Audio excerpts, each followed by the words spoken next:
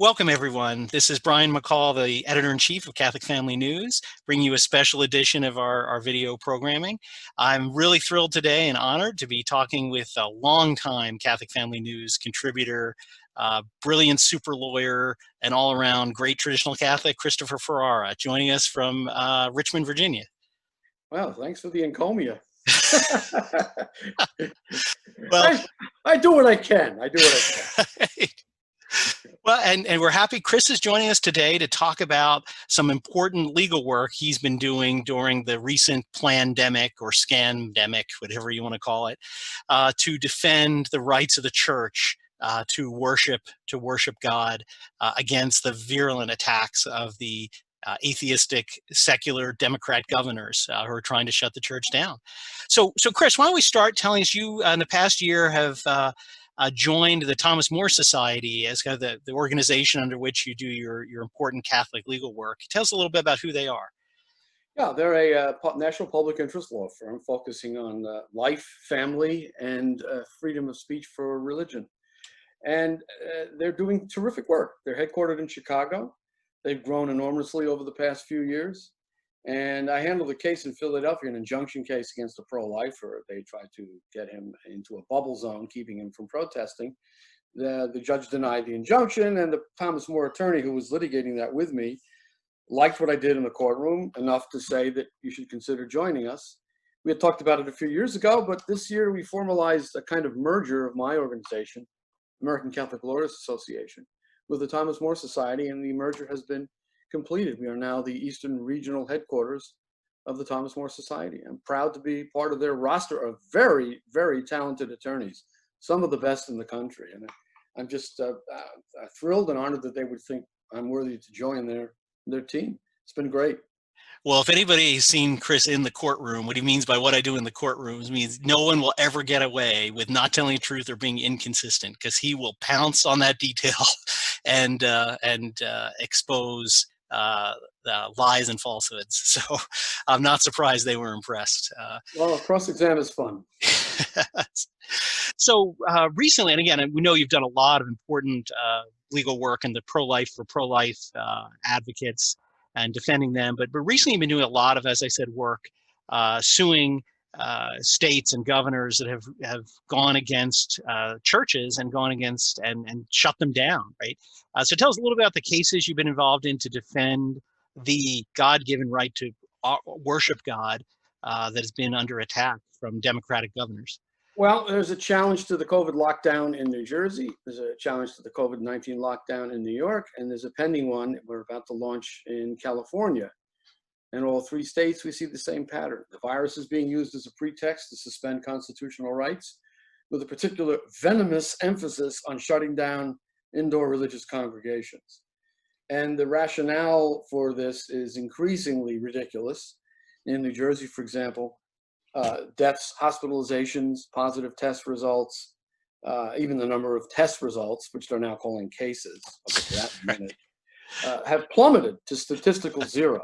You're talking about maybe 8 people in the state of 9 million passing away from COVID-related complications, as they now describe them. They're basically scraping the bottom of the barrel to look for anything they can attribute to the virus to justify the continuing state of emergency in Governor Murphy's case. Yeah, I mean, as I think you said, it's the only epidemic in history I'm aware of where we count people who are not sick as being part of the epidemic. There's been a stealthy substitution of the pandemic with a case-demic. Right. And if you look at the media reports, it's all about cases, skyrocketing cases, surging cases all over the country, millions of cases, which is typical for any viral illness. If you look at the flu statistics, as I have done, you'll see that in a typical year, something like 3 to 11% of the population is infected by the flu. So that's upwards of 30 million people. And the statistics show that on average, half of them are asymptomatic. So you're talking about 15 million cases roughly every year of asymptomatic influenza. And no one who's asymptomatic ever says, I had a case of the flu. So now they've run out of bodies. Thank God the virus is not proving lethal to anyone, but that doesn't stop them. Now it's a case-demic. Yeah. So they keep moving the goalposts. First it was, we'll flatten the curve so the hospitals aren't hit by a surge that they can't accommodate. Well, the curve was flattened. Then they say, well, we have to contain the virus so it doesn't spread anymore. Well, that's been done. Now the viral infection rate is below 1, something like 0.85 in New Jersey, meaning a person with the virus infects nobody, less than 1 person. So that's down to statistical 0. So now they've moved the goalpost again. Now it's contact tracing. Well, we have to basically keep track of all these cases so we can contact trace. What for? If you have millions of asymptomatic cases, how can you even begin to contact trace? It's ludicrous. So what contact tracing boils down to is an unlucky few get caught in the web of the contact tracers who contact trace the stuffing out of them, harassment by phone calls, text messages, so they can tell them who they had contact with, who was also asymptomatic, and they trace that contact to another asymptomatic person, proving what? Proving nothing except that they have a reason to keep this whole scam, and that's what it is, going. So right now in New Jersey, we've just filed a reply brief. We're seeking a temporary injunction or a temporary restraining order or preliminary injunction. We've repeated the application for the 2nd time. We're waiting for a decision. And if we don't get the decision, we'll just assume that it's been denied and go to the 3rd Circuit on appeal. A major development in New Jersey is this, I should say. They've reopened the schools under ridiculous restrictions. But the fact that they've reopened the schools, which involve rooms of people sitting together all day long, deprives them of any basis for arguing that indoor religious congregations are a terrible threat and a viral vector. That's gone now because the schools are reopened. So just to make sure I understand you, so you're saying in New Jersey, notwithstanding everything you just said about whatever cases, however you want to measure it, going down, notwithstanding the schools being open, notwithstanding abortion clinics being open, I'm sure, people in New Jersey still can't go to church in many Well, they cases. can go, but there's a 25% indoor capacity limitation. Right, which means if you have a congregation of thousands of people or hundreds of people, very few can go in, and the others are left out in the cold. Right. So in my case, we have a synagogue and a Pius X Society priest. Mm-hmm. Synagogue has a capacity of 30 people. 25% of 30 is 7 people. But the governor is very clever. The governor knows that the Jewish worship requires a minyan of at least 10 men. So that if you limit that to 7 at the synagogue, they can't even have a service. So he generously allows that even though the capacity is 25%, it can never be less than 10 people. Oh, thank you. Thank you. Wow. So obviously this is designed to allow at least the minyan to go into this particular synagogue.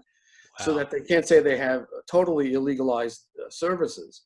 But that's a joke because then you have the minyan, no one else can be there. So if you're having a bar mitzvah, you can't go to your own bar mitzvah, you can't go to your own wedding ceremony and so on.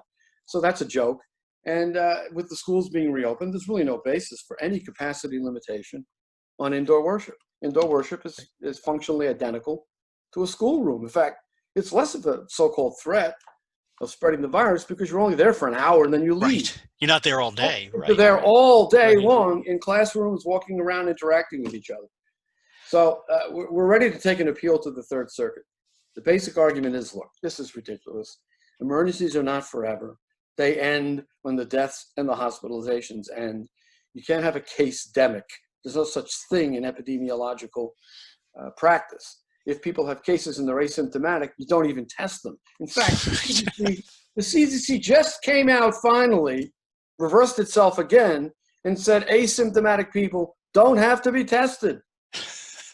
So there goes the case-demic, poof, and a cloud of smoke, because the guidance of the health authorities has been like a weather vane. Don't wear a mask, wear a mask. Now the CDC is suggesting you don't have to wear a mask in all situations. So the guidance of the health authorities is unreliable, and it's been totally politicized at this point. So turning to New York, I know we reported at Catholic Family News that you won this injunction against against Kami Cuomo in the state of New York. Right. So does that mean now New York churches have a little more freedom, or what's the status? The way it works is technically what we won in New York was a preliminary injunction. Mm-hmm. The preliminary injunction says, because of the George Floyd protests, which destroyed any rationale for an outdoor gathering limit, there is no longer any outdoor gathering limit in the state of New York. As to indoor worship, the 25% indoor limitation was limited to churches. Everyone else is at 50% or even 100% indoor capacity for various businesses. So the judge said, that's not reasonable. why should religion alone be consigned to 25% indoor capacity? So he put them in the same category as so-called phase 2 industries, which is at least 50% indoor capacity. But the problem with the injunction is we didn't bring a class action. That would have been cumbersome. So technically, you can't say that everyone in the state benefits from it. On the other hand, the plaintiffs in our case, any gatherings that they participate in, outdoor or indoor, are covered by the injunction. And other litigants confronted with the same problem our clients in this case were confronted with can just cite this case in the Northern District and the Southern District, and they should get the same result if they're in the same situation. So the only other alternative would be to seek some form of standing for a statewide injunction, and we're looking into that. Okay. But right now, it's on appeal to the Second Circuit. Now, interestingly, they appealed the injunction on the very last day of the Second Circuit, and they don't even want to file their opening brief until November 9th. So I'm not sure what's going to be left of the state of emergency on November 9th, although it's a very safe bet that Cuomo will still say New York is in a dire state of emergency because look at all those cases over there in Connecticut. Right. Or all those cases over. Wow, look at those cases in Texas, he's even saying. He's saying there'll be a second wave that will come, he says, from the Southwest. And he's basing this on cases in Texas where the per capita death rate per 100,000 is a tiny fraction of Cuomo's. He's got the second worst per capita death rate per 100,000 in the country. Guess who beats him? Governor Murphy in New Jersey. Two of the tightest lockdowns with the ridiculous mask mandates have the two highest per capita death rates per 100,000 in the whole country.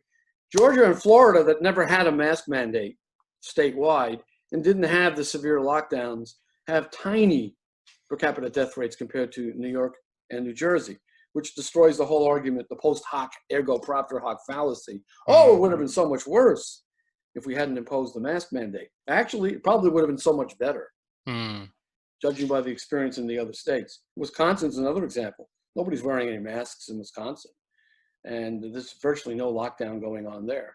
So this is basically a Democrat operation, with a couple of exceptions among the Republican governors. But the most severe, the most draconian lockdowns are basically blue state lockdowns. Well, and again, what I thought, in addition to the legal result you got, which is great, the very fact that you made in open court these arguments that the judge in New York recognized in his opinion are phenomenal. That you're pointing out the hypocrisy here, right? That you have the mayor of New York and the governor saying, sorry, you can't go to church, the most essential thing we do in our life, right? But, oh, if you want to go have a giant protest, hundreds of thousands of people, that's fine, and I'll come join you. I mean, to just point out publicly and make the law, the court recognize this hypocrisy, well, they're is in and of itself. Yeah, I mean, the rationale is just totally ad hoc, contrived. They turn on a dime depending on the rhetorical needs of the moment. So they say X and then they say not X the next day. I'll give you an example. So Cuomo was gassing on about some party in New York City at a bar, and he was absolutely certain that's going to cause a coronavirus spike.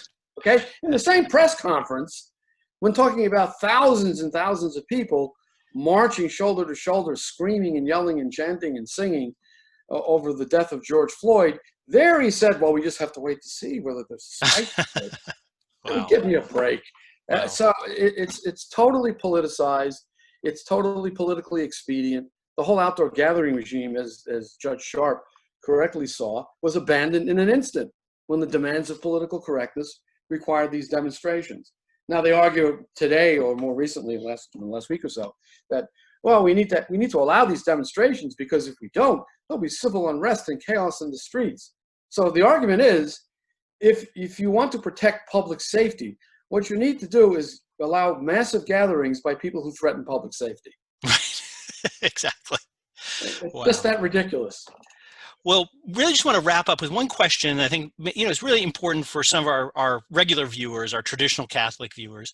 And that's this. So you're doing, this work, but you're using the First Amendment of the Constitution.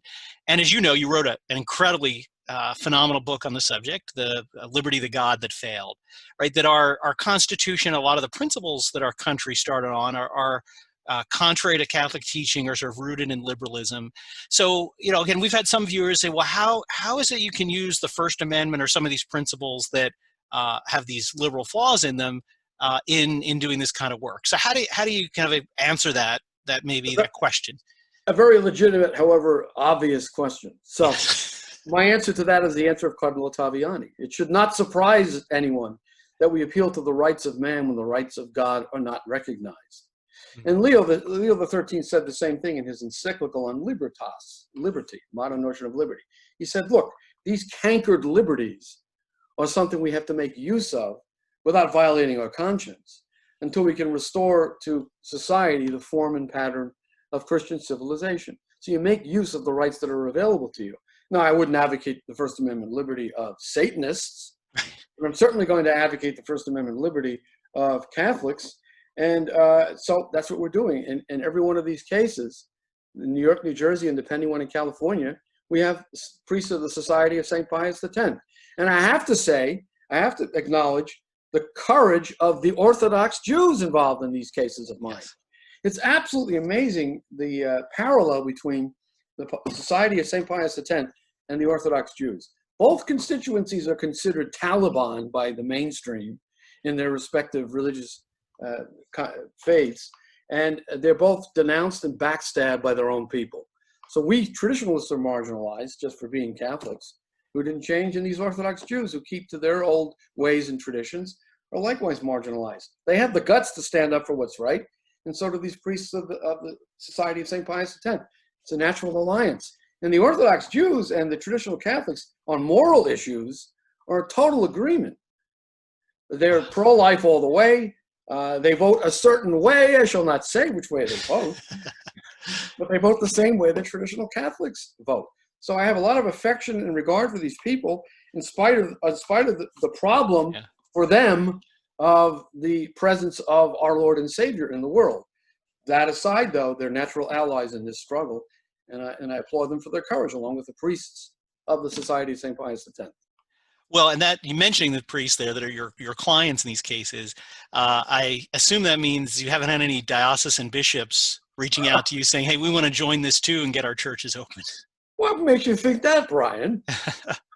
Well, as you know, we've said multiple times in our weekly news program when we've talked about the pandemic in the spring, and said in most states, aside from the ones you're talking about, but in most states, if your church is closed, don't call your governor, call your bishop. Because like in the state where I spent the summer in Florida, Governor DeSantis, an outstanding governor, who actually put religious services as the #1 essential service and exempted them from all the state restrictions, that the reasonable ones that he imposed. But he even said this doesn't even apply to them. Every diocesan church outside of the Society of St. Pius X, every church was shut down for months on end. And the motto of the mainstream Catholic hierarchy is, let us give to God what is God, and let us give to Caesar what is God's. You have to laugh or you'd cry. It's very sad. And the tragedy is that the Catholic hierarchy, always a sleeping giant. It's like Gulliver and Gulliver's Travels, pinned down by 1,000 Lilliputians with little tiny cords. Wow. If they just lifted up one hand, if they broke free one hand from the cords, they could change the face of this country in 6 months. If they had resisted these lockdowns as bishops, as a hierarchy, and had led protests against them and filed litigation, it would have been over long ago. I'm thinking of one. Someday, maybe Archbishop Vigano will become an American bishop, and that'll happen. Well, I'm thinking of one archbishop in particular, I won't name him, who was in a position to basically shut down an entire lockdown if he had just made himself a plaintiff in a lawsuit. Wow. So, but it's not going to happen. So the church has rendered itself non-essential. Wow. Well, thank you, Chris, from all of us for what you're doing, standing up even when the bishops don't, to defend the rights of God. And as you said, I think really well, quoting Leo XIII, using the rights of man when necessary to defend the rights of God. And so we appreciate you taking out the time to talk to us, how busy you are with these 3 high-profile cases now, on 2 different coasts. So we know you must be busy. And to you, if everyone enjoyed this video, please like it, share it with people you know, to get this message out, to get this known, and continue to support Catholic Family News. And as Chris mentioned, the Thomas More Society is a nonprofit organization. They don't charge the clients for the work they do. Yes, So please contribute. yes. Contribute to them. So do please consider, they're certainly a worthy group that's out there on the front lines defending the rights of God in this case. I would say leave a bequest, because the work that they're doing, I'm just one small cog in a big legal machine, and they are cranking out top quality legal product in all of these COVID-19 litigations and in other litigations all over the country. They are a war horse that far surpasses anything I was able to do on my own. And I'm really happy to be proud of that team. So definitely. So after you subscribe to Catholic Family News, your next check can go to St. Thomas More Society. Oh, great. Well, thank you, Chris. And we look forward to reading more from the paper and the issue that's just being published now. There's a great story Chris wrote on this whole case-demic phenomenon that he was just talking about. So you can read more about that in the current issue of Catholic Family News, and look forward to speaking to you again soon, Chris. Yes, let's do it again soon.